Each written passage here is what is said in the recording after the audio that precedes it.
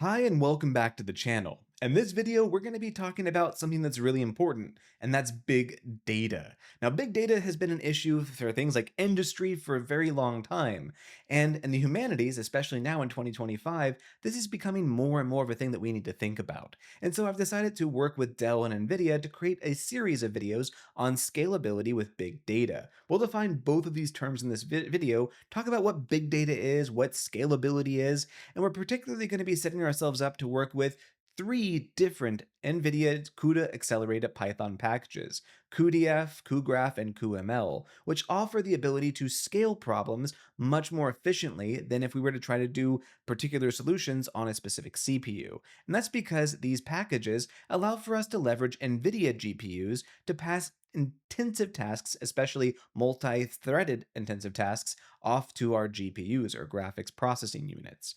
In this video, we're going to really clearly define NVIDIA GPUs, we're going to talk about scalability, and we're going to talk most importantly about what big data is and why you should consider it. So if these are things that you're thinking about in your project, then stick around. So let's start with big data. What is big data? Well, the easiest way to define it is to tell you that there really isn't a clear definition. And that's because big data is a very relative term that means something different to different people, to different projects, and it also means something different depending on the time in which you're watching this video. Big data now in 2025 is not going to be the same as big data in, say, 2030, 5 years from now. So, what do we mean when we talk about big data? Well, in 2025, if we're in industry, maybe big data is something like imagine a CSV file or an Excel spreadsheet with maybe 300 million rows. Now, if you're working with humanities data, we typically don't work with that large of quantity. So big data means something a little different to us.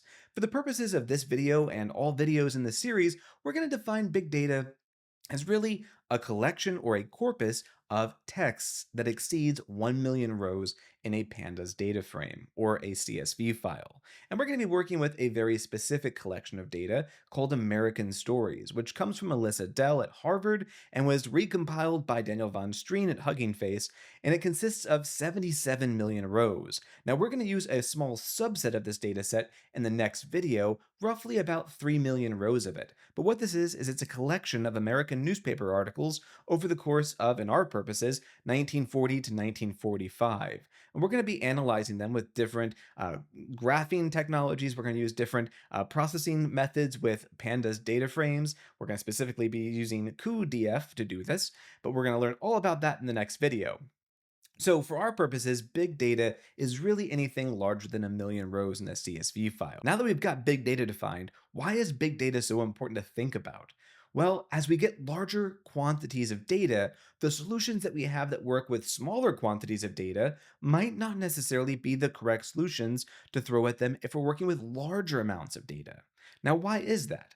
It comes down to an issue of what we call scalability, or the ability for a solution to work with a smaller set and gradually decrease in efficiency as we throw more and more data at it.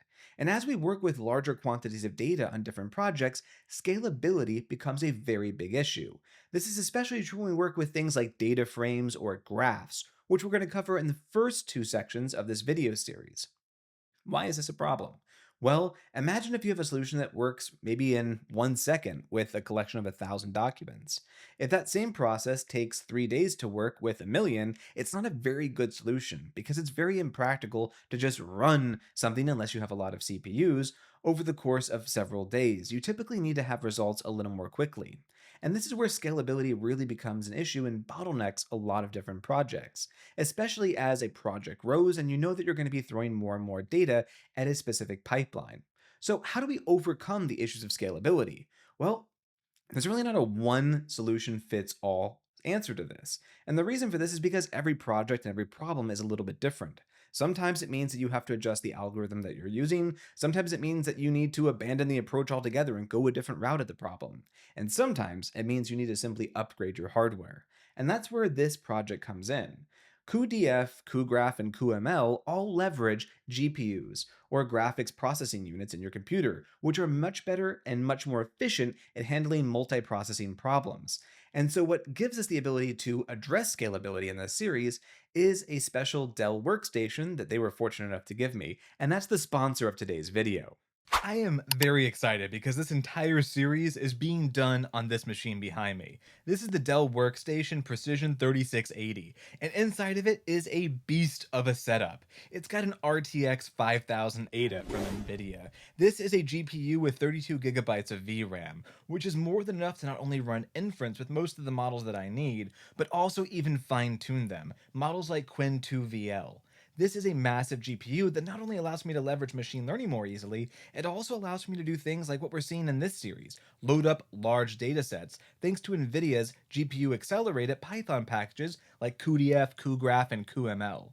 So thank you so much to Dell and NVIDIA for really sponsoring this series and giving me this workstation.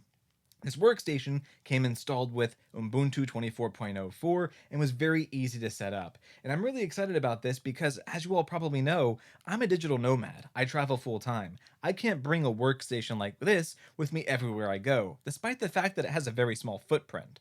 That said, I'm going to be spinning this up as a workstation server that I can call from anywhere I'm at in the world. So for the next few months, while I'm in Argentina, I'll be able to access this GPU and keep on bringing you content from it for the next few months. So thanks again, NVIDIA and Dell. And so with this workstation, we're going to be passing a lot of the intensive tasks from our CPU onto our GPU so that we can do everything that we need to do in this series and work with larger pandas data frames, and in the next series, larger network graphs with cuGraph. So what are we going to be working with? Well, we're going to be working with about 3 million newspaper articles. And by passing a lot of these articles from our CPU into our GPU, we're going to be able to do a lot of pre-processing and analysis on that same data frame and really speed up everything that we are working with. And we're talking about speed ups of anywhere from 5 to 500 times faster.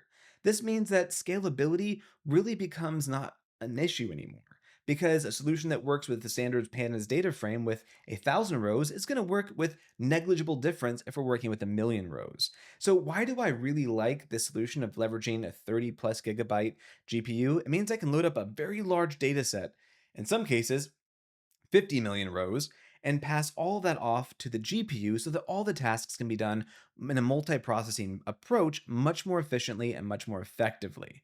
In other words, I can really leverage my GPU to get the most out of it. What makes cuGraph, cuDF, and all these things really appealing to me also is the fact that I don't have to change any of the code that I write. Instead, I have a couple different approaches, which we'll see over the course of the next few videos, for passing all of these intensive tasks onto my GPU. So, why do we want to think about scalability here? Because scalability allows for us to work with larger and larger amounts of data and more effectively.